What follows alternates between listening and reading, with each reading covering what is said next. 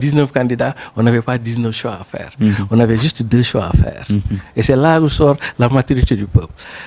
Ou la continuité ou la rupture.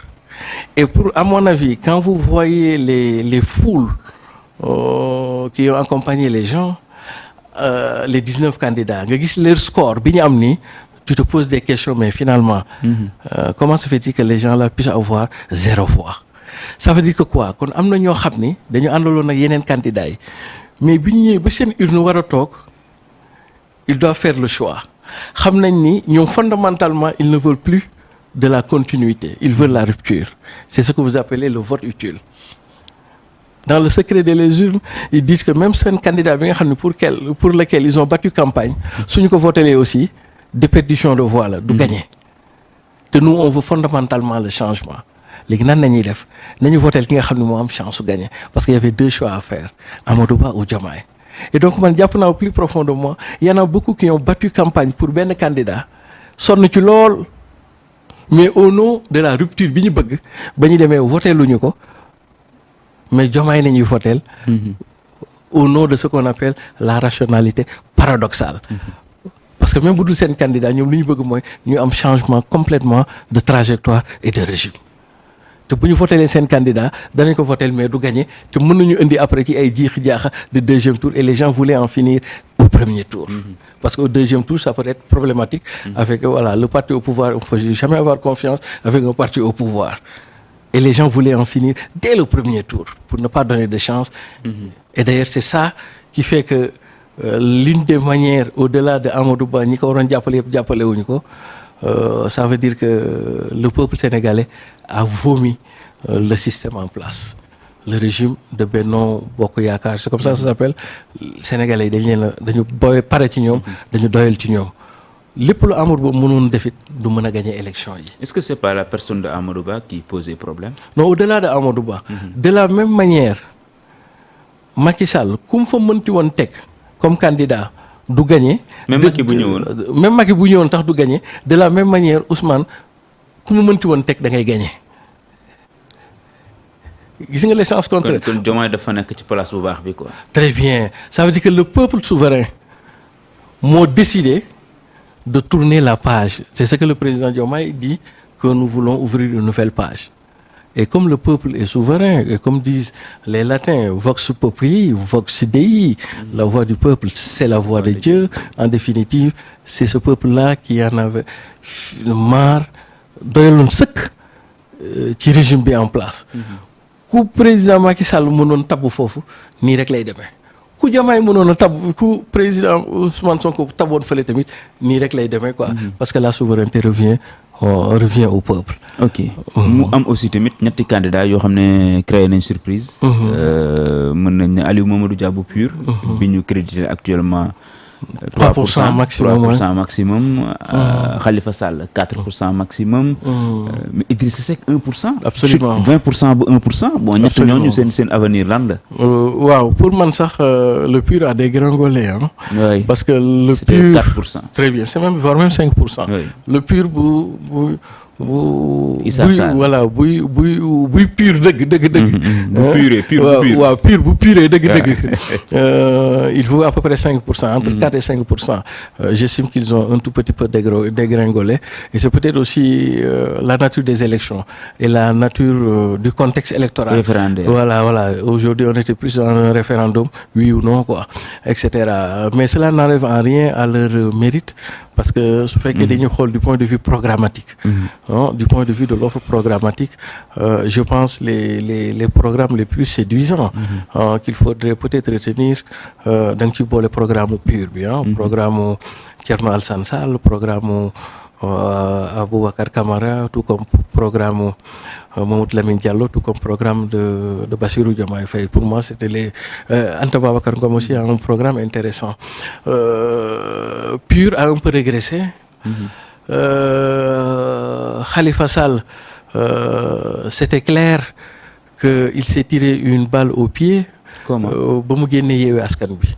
Tey Mais place bi Diomaye est-ce qu'il était obligé mu waaw xam nga mu arc-bouté ci Yewwi? waaw tout à fait xam nga lu tax parce que dafa mel ni boo koy jàngat résultat yi le peuple souverain de taxaw n'a pas apprécié la rupture avec ce qu'on appelle Yewwi Askan Wi.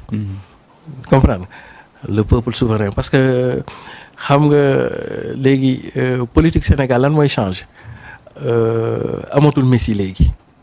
amatul ne man maay homme fort fu ma bëgg rek dama leen di sànni ngalab takk seen gémmi rek indi leen. déedéet très bien loolu jeex na fi te Diomaye moo ko wane ci élection bi c'est-à-dire que le peuple aussi a ses exigences et tout leader a intérêt à être en accord avec les exigences du peuple souverain.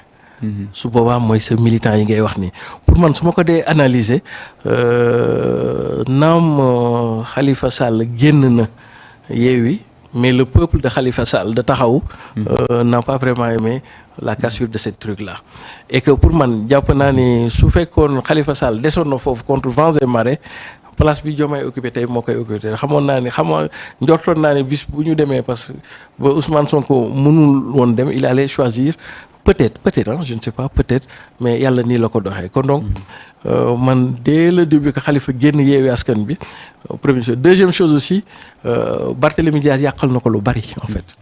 waaw parce que les prises de position xam nga nit mën ngaa nekk ci dara jóge ci mais mu rafet. mais ñoom dañoo parce que ànd boo gis day jeex quoi. mais li ci gën a am solo mooy na rafet quoi. mais Yewwi Askan bi ak Taxawu dafa jeex mais rafetul parce que après dañu nekkoon xam nga rek ci voilà très bien pour man c'est Barthélémy Dias qui a perdu en fait Khalifa Sall parce que mënoon nañoo génn sax Khalifa dafa fay yi nga erreur yi nga xam ne Barth doon na ko def Barth moo ko def quoi très bien moom la fay parce que Barth buñ fa nekkul woon di def seen affaire yooyu peut-être que mënoon na amay beneen score Idrissa Seck c'était clair boobu aussi mës naa ko wax depuis très longtemps Idrissa Seck pare na en fait ci politique non yàgg na et d'ailleurs sax moom il avait dit pendant longtemps Idrissa Seck doona wax ni moom bu xësee ba am 63 ans je pense que mooy xam nga ban 2000 la waxoon sax mooy 2012 xam nga quelque chose comme ça day bàyyi politique au Sénégal 2019 ou quelque chose comme ça boo gisee Idrissa Seck baaturul campagne comme une machine électorale moo lay wan ni amul woon sax espoir moom xamoon na il n'avait aucune chance da doon mottali yéene rek comme Khalifa Sall moom tamit comprendre nga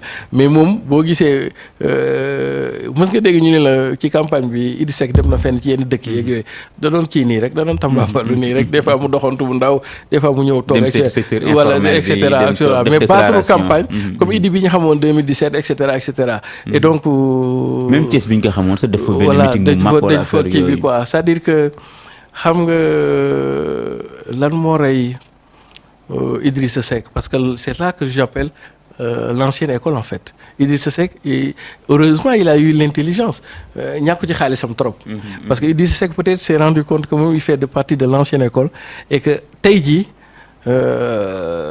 am na lu bees Sénégal xam nga l'ancienne école mooy lan mooy politique boo xam ni yow yaa ngi doon nam ma gagner politique lu dul ci parcours ak discours Ousmane moom wóolu na boppam ci discours moom yaakaar na ni lu mu dugg rek mën naa wax ba génn ci comprendre bu njëkk ba noonu nañ daan c'était les critères de choix da ngay am parcours ñu ne homme d'état la yàgg na fii jaar na fee nga ñëw compléter ko un discours mais quand Ousmane Sonko est venu léegi dootul critères yooyu nañuy natte loolu dañ koy jàllale ci ginnaaw dafa am benn critère bu Ousmane Sonko dugal boo xam ne moo rey politiquement Idrissa Seck c'est ce qu'on appelle la posture aujourd'hui l'indicateur fi ngay amee chance ci politique ak yooyu avant que le discours di ñëw ou le parcours c'est la posture or lui du point de vue de la posture ça a été catastrophique ci posture am ci la ko Sénégalais yi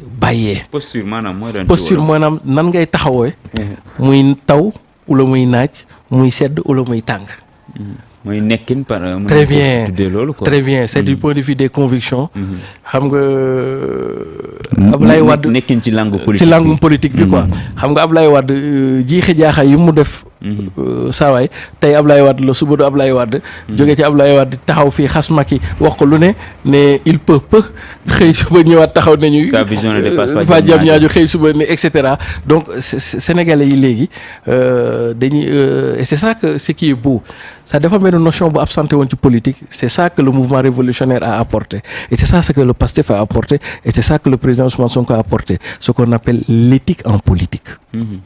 Aujourd'hui éthique namuñu ko rek ci ñu dénk la très bien namul rek ñu dénk la ay koppar mais éthique dafa laaj tamit ci say jikko ci say prise de position ci ni ngay doxalee politique que le peuple du ñu ay moutons de Panurge ay warum xel nañ di réfléchir des fois sax ñoo la ëpp xel ñoom dootuñu nangu ñuy takk buum di leen ñoddi fu ne rek au nom des intérêts yoo xamuñu ko et c'est au nom de cette éthique là qui a perdu Khalifa Sall et donc maanaam Khalifa Sall sax na ma baal Idrissa Seck et donc aujourd'hui avec l'avènement du président Diomaye Faye le premier critère ci ne ñuy nawee ce qui sera maintenant un homme public dootuñu ko natt ci jaar-jaar de dootuñu ko natt ci diplôme yu bari dootuñu ko natt ci làmmiñ gu neex ci sa éthique nañ koy kawee te qu'on appelle de l'éthique politique foofu nañ koy nattee ba pare maanaam li ñëw neex naan set wecc ci loxo bu set waaw et tout est y a tout un symbole avec le balai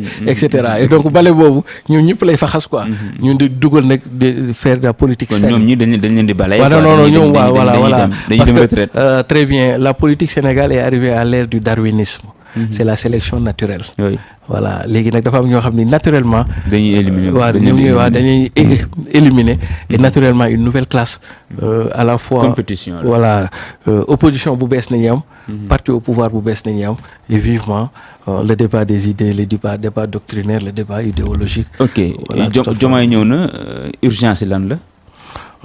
D'abord sànq yaa ngi ko doon expliquer d'abord il nous faudrait recréer ou ressouder ce qu'on appelle le lien social qui est extrêmement brisé, fissuré, disons-le comme ça.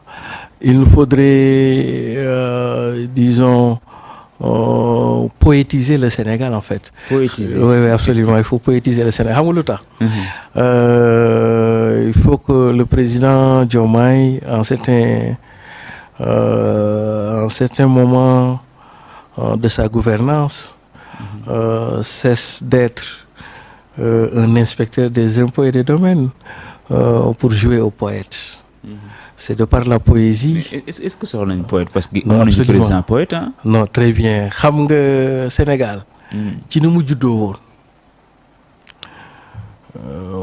bu ñu amul woon président poète rek kon waxatuñ ko ba léegi. parce que dañu juddu ci contexte fédération Mali. Les rapports de conflictualité étaient terribles avec le Mali. ñu juddu ci l'idée de État-nation. dañoo am État mais amaguñu nation ñu war a construire la nation sénégalaise. Oui. Mais am nañu État. C'est avec l'art du poète qui était Léopold Sédar Senghor qui a tant soit peu construit ce qu'on appelle la nation sénégalaise. Boo demee ci yeneen dëkk yi la nation a précédé à l'État mais ñun l'État a précédé à la nation. C'était des excès séeréer et cetera. Senghor lijjanti na ba surtout ñu génn ci ay royauté aussi quelque part génn ci colonialisme. Senghor lijjanti na par la poésie avoir de bons rapports de voisinage avec la Mauritanie avec qui on a un certain type d'équilibre avec nos voisins suñuy relation ak voisins yi taxutoo neex toujours et cetera ba construire cette idée de vivre de cette volonté de vivre en communauté. Senghor tabax na ko léegi nag loolu nag moo xaw a craquelé pour ñu ko mën ko reconstituer waat il faut cette dimension du poète.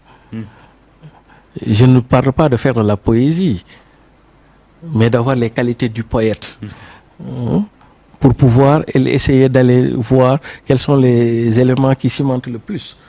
Et d'ailleurs au nom de cette poésie c'est sax boo koy xool yàlla dimbali na ci lu bare